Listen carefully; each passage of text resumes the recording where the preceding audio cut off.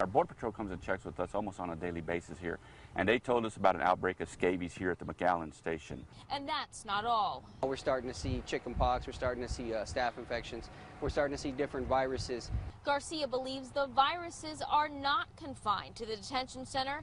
Not long ago, a group of border crossers came knocking on his door. It was a 7-month-old baby. The baby was shaking and cold. It had a high fever. We're told the Department of Homeland Security called in the Coast Guard medics. This trailer is just one of many used to treat the sick.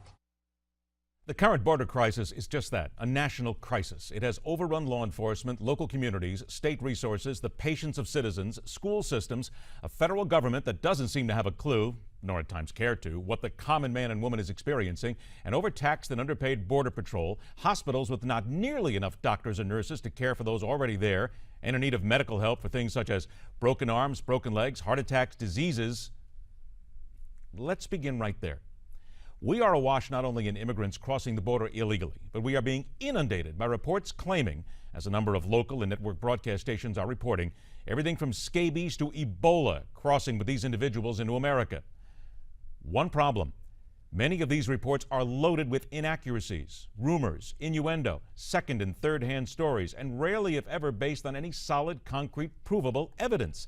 And it's evidence that needs to be used in discussing this issue, instead of seeking to create more of a hyperbolic panic. Georgia Republican Phil Gingrey is an intelligent man, a graduate of Georgia Tech University, a former obstetrician, and one of only 3 OBGYNs in the House of Representatives. The people of his district trust him enough to have allowed him to serve them since 2003. As with every politician, and I do mean every, he has been part of his share of controversies, questions, and implications. Hey, it comes with the territory. We know this. Like everyone else, he's allowed to make a mistake. But someone in his position of authority, no matter what your affiliation is, must do a better job of checking their facts and not allowing themselves to be caught up in the usual run of rampant rumors that seem to dog everything political. The congressman recently wrote a letter to the Centers for Disease Control containing the following claim: reports of illegal immigrants carrying deadly diseases such as swine flu, dengue fever, Ebola virus, and tuberculosis are particularly concerning. Many of the children who are coming across the border also lack basic vaccinations, such as those to prevent chickenpox or measles.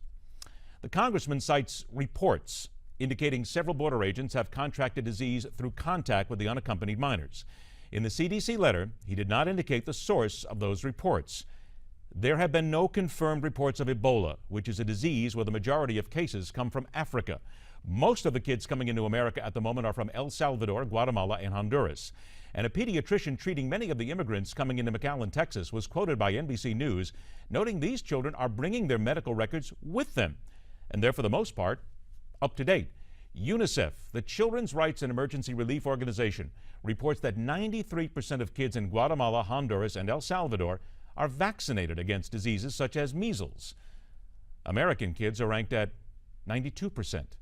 Guatemala has universal health care, and that means vaccines are funded by the government and easy to get.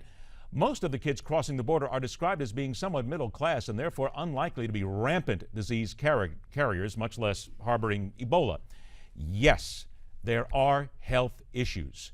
There are people with the signs of tuberculosis, common cold, and other potentially dangerous ailments. Yes, there is and there must be concern.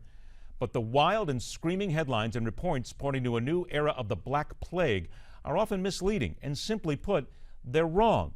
The point is, while our elected officials should demand better security for America and question what a seemingly uncaring administration is doing about it, they must also do a better job of checking their facts before making wild claims. Make sure that what you are talking about is fact. Make sure that your reports are absolutely accurate 100% of the time. And this is also something that we need to ask of other members of the media as well. There is a crisis here, but let us deal with it from a factual standpoint. That is telling it like it is.